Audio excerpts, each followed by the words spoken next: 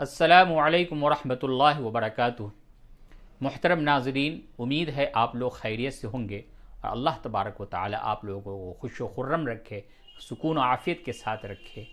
دیکھیے، یہ ہماری جو ویڈیو ہے حدیث نبوی صلی اللہ علیہ وسلم کی روشنی میں رزق حلال کی اہمیت اور اس دنیا کی زندگی میں ہمیں کس طریقے سے اللہ تبارک و تعالی سے رزق کے معاملے میں اپنا تعلق کو قائم رکھنا ہے، کیونکہ یہ دنیا ہمیشہ رہنے کی زندگی نہیں ہے۔ ہمیشہ رہنے کی جو جگہ ہے وہ آخرت کی زندگی ہے۔ آخرت کی زندگی کی تیاری کرنے کے لیے ہی ہمیں اس دنیا میں بھیجا گیا ہے۔ تو حدیث شریف کی روشنی میں رزق حلال کی اہمیت پہ یہ ایک چھوٹا سا ایک سلسلہ شروع کیا گیا ہے، تاکہ اللہ کے نیک بندوں تک اللہ اور اس کے رسول صلی اللہ علیہ وسلم کی باتیں پہنچ جائے۔ یہ ہمارا ایک مقصد ہے۔ اس دنیا کے اندر لوگوں کا زیادہ تر حال یہ ہے کہ جن لوگوں کو وہ نعمتوں میں دیکھتے ہیں، جن لوگوں کو وہ مال و دولت میں دیکھتے ہیں، ان سے متاثر ہو جاتے ہیں اور یہ سمجھتے ہیں کہ اللہ کا ان پر خاص کرم ہے، جبکہ ایسا نہیں ہے۔ اس دنیا میں رزق و مال کے اعتبار سے کسی کا تنگ دست و مفلس ہونا اس بات کی دلیل نہیں ہے کہ یہ تنگ دست مفلس شخص شقی ہے، اللہ تعالیٰ کی رحمت سے دور ہے، کیونکہ دنیا میں کئی مومنین کاملین اور اولیاء و عارفین مفلس اور نہایت تنگ دست ہوتے ہیں، ان کی زندگی فاقوں میں گزرتی ہے، لیکن یہ بات اظہر من الشمس ہے کہ اولیاء اللہ عارفین اللہ تعالیٰ کے محبوب ہوتے ہیں۔ ان کے لیے اللہ تعالیٰ نے آخرت میں وہ مسرتیں، وہ نعمتیں تیار کر رکھی ہیں جو نہ آنکھوں نے دیکھی ہے، نہ کانوں نے سنی ہے اور نہ کسی انسان کے تصور میں آئی ہے۔ لہذا جنت کی عظیم اور دائمی مسرتوں نعمتوں کے مقابلے میں دنیا کی چند روزہ غربت اور افلاس کی کوئی حیثیت نہیں رکھتی۔ یہی مطلب ہے اس حدیث میں کہ جس میں فرمایا گیا ہے کہ یہ دنیا مومن کے لیے قید خانہ ہے اور کافر کے لیے جنت ہے۔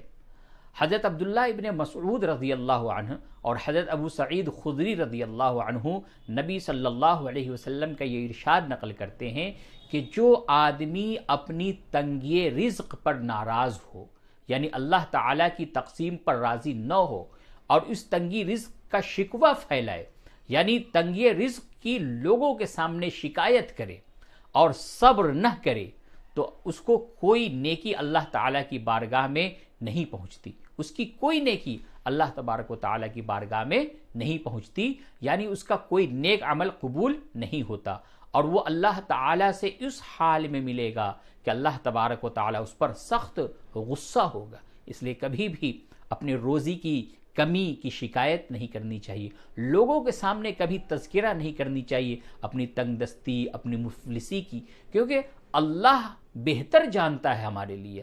اللہ نے جو کچھ ہمیں عطا فرما دیا، جو کچھ عطا فرما دیا، وہ اس کا شکر ہے، اس کی نعمت ہے، اس کا شکر کرے۔ اللہ فرماتا ہے لَإِن شَكَرْتُمْ لَأَزِيدَنَّكُمْ، اگر تم میرا شکر کرو گے تو میں ضرور بھی ضرور تمہارے رزق میں اضافہ کروں گا۔ تو اللہ کا شکر کرنا ہے، اللہ کی نعمتوں کی ناشکری نہیں کرنی ہے۔ جو کچھ مل جائے اللہ کی طرف سے مل رہا ہے، ہمارا اللہ ہمارے لیے اتنے پہ ہی راضی ہے، اتنے ہی پہ خوش ہے، وہ ہمیں جتنا دینا چاہتا ہے وہ ہمیں دے رہا ہے، وہ ہمیں پہنچا رہا ہے۔ اسی طریقے سے اس حدیث میں امت کے لیے یہ تعلیم ہے، یہ درس ہے کہ رزق کے بارے میں اللہ تعالیٰ کی تقسیم پر راضی ہونا چاہیے، اور رزق کی تنگی کی وجہ سے اللہ تعالیٰ کی تقدیر پر ناراضگی کا اظہار کرنے اور شکوہ کرنے کا انجام یہ ہوتا ہے کہ انسان کی کوئی نیکی آسمان کی طرف نہیں جاتی، یعنی مقبول نہیں ہوتی، قابل قبول نہیں ہوتی۔ نیکی کا بارگاہ خداوندی میں نہ پہنچنا اس کی عدم قبولیت کی علامت ہے۔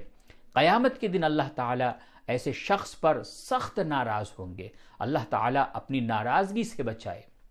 اسی طریقے سے حضرت ابن عمر رضی اللہ تعالی عنہما نبی صلی اللہ علیہ وسلم کا یہ ارشاد روایت کرتے ہیں کہ آخری زمانے میں حلال کا ایک درہم بھی کم ملے گا اور با اعتماد دوست بھی کم ملیں گے۔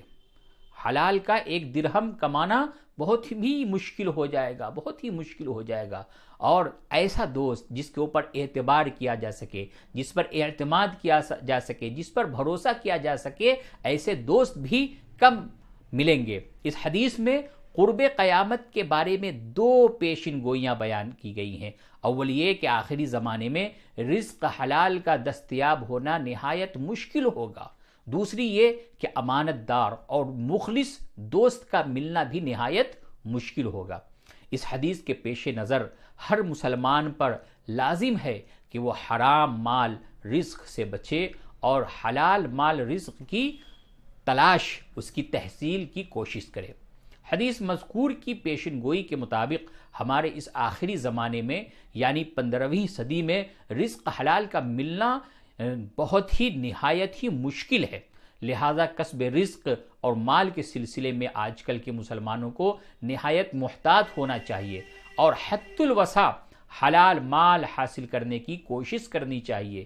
نیز رزق کے سلسلے میں اللہ تعالیٰ کی نصرت اور وعدہ رزق پر زیادہ بھروسہ کرنا چاہیے۔ اللہ تعالیٰ کی رزاقیت پر پورا اعتماد، توکل کرنا بہت ہی سعادت ہے۔ حضرت ابو سلیمان رحمۃ اللہ علیہ فرماتے ہیں، وہ ایک بڑے اولیاء اللہ گزرے ہیں، ایک بہت بڑے بزرگ گزرے ہیں۔ ان کا قول ہے کہ جو شخص رزق کے معاملے میں اللہ تبارک و تعالی پر اعتماد کرے، اس کے اخلاق حسنہ میں زیادتی ہوتی ہے۔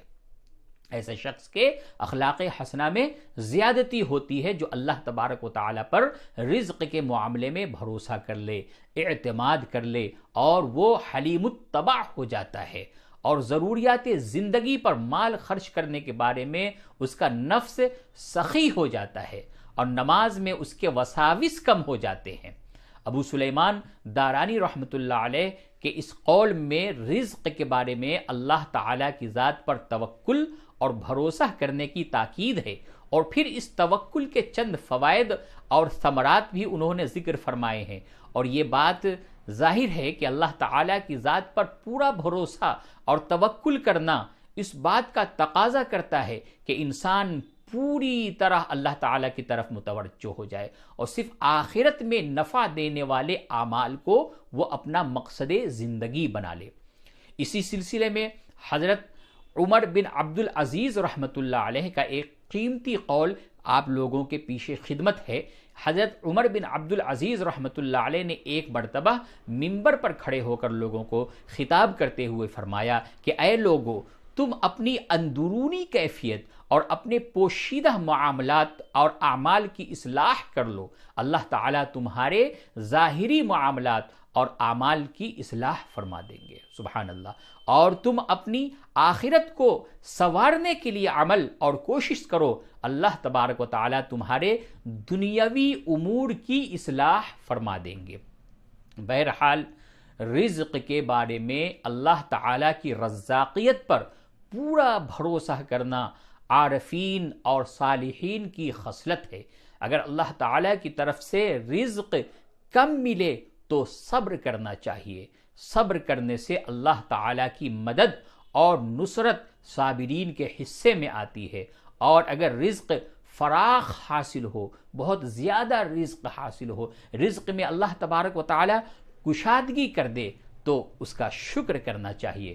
شکر ادا کرنے سے اللہ تعالیٰ مزید نعمتیں عطا فرماتے ہیں۔ اللہ تعالیٰ شکر اور صبر کے بارے میں بندے کا امتحان لیتے ہیں۔ اللہ تبارک و تعالیٰ ہم سب کو، آپ لوگوں کو اپنے صبر اور شکر کی توفیق عطا فرمائے۔ آمین۔ وآخر دعوانا الحمد للہ رب العالمین۔